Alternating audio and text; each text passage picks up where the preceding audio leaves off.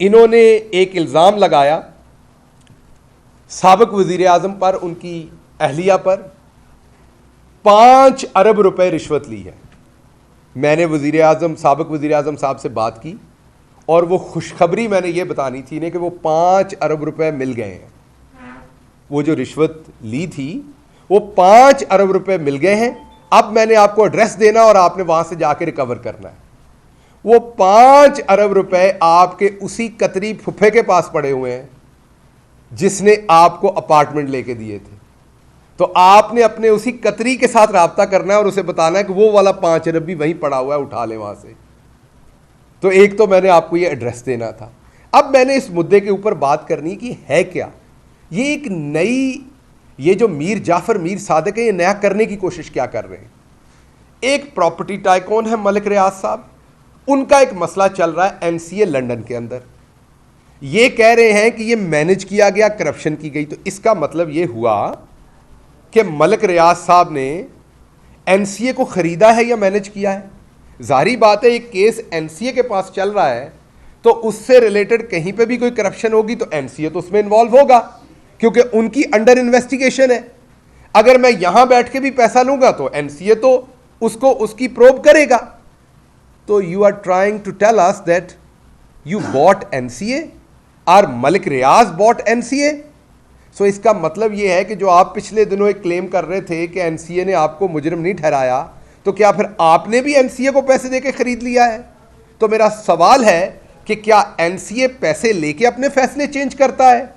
अगर जवाब हाँ है तो फिर यहां भी हो सकता है, अगर जवाब ना है तो फिर ये वाली बकवास ना कीजिए। दूसरी बात, ये अपार्टमेंट मलिक रियाज साहब से खरीदे, मलिक रियाज साहब के बेटे ने खरीदा किससे? हसन नवाज से। आप तो यहां पर यह कहते हैं कि हसन नवाज कुछ नहीं करता, वो स्टूडेंट था, उसका कोई कारोबार नहीं है। ये आप खुद कहते हैं, हम नहीं कहते।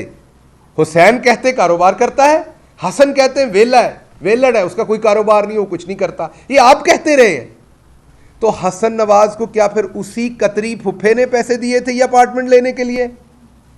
मेरे भी पे ने ਉਹਦੇ ਕੋਲ 743 रुपए। आजकल डीजल पेट्रोल बहुत महंगा है, मुझे भी तंगी, खुदा की कसम तंगी आ रही है। बेशर्मो, अगर हम तुम लोगों की तरह के करप्ट वजीर होते तो आज हमें परेशानी ना होती। दिल पे हाथ रख के अल्लाह को हाजिर नाजिर जान के, मैं ये अल्लाह को हाजिर नाजिर जान के कह रहा हूं कि जो पेट्रोल डीजल के रेट बढ़े हैं इससे मुझे तकलीफ हो रही है जब मैं गाड़ी में पेट्रोल डीजल में, क्योंकि हमने हक हलाल के पैसे के साथ ये करना है। तुम लोगों वाला हाल तो है नहीं। तो इसलिए मुझे अब ये बताएं आप कि आपके हसन के पास ये पैसा कहां से आया। आप तो कहते हैं वो कोई काम नहीं करता, महंगे दामों उसने प्रॉपर्टी। तो मलिक रियाज का पैसा 2 नंबर, आपके हसन का पैसा 1 नंबर। वो कैसे? वो तो मलिक रियाज वाला पैसा ही आपके पास गया हुआ है, उसी ने खरीदा है। अगर ये वाला पैसा गंदा है तो फिर तो आपका पैसा भी गंदा है। अगर मलिक रियाज ने कुछ गलत किया है तो आप उसके अंदर शामिल हैं, सारी डील के अंदर, तो आपने भी गंदा किया है। कुछ शर्म कर लो। अगर यहां बैठ के आप लोगों ने नवाज शरीफ और उनके बेटों के खिलाफ कोई साजिशी बुननी है शहबाज शरीफ के कहने पे, तो कोई ख्याल कर लो क्या कर रहे हो। अपने लीडर को आप बेइज्जत कर रहे हो।